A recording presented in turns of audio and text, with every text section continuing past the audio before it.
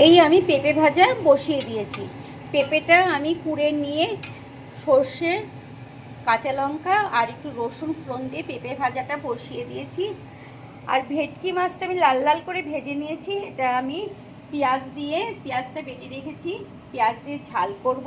আর এই ভেটকি মাছের মুড়ো দুটো আমি এই পেঁপে ভাজার ভেতরেই দিয়ে দেব, কারণ এর মুড়ো দুটো দিলে স্বাদ দ্বিগুণ বেড়ে যাবে।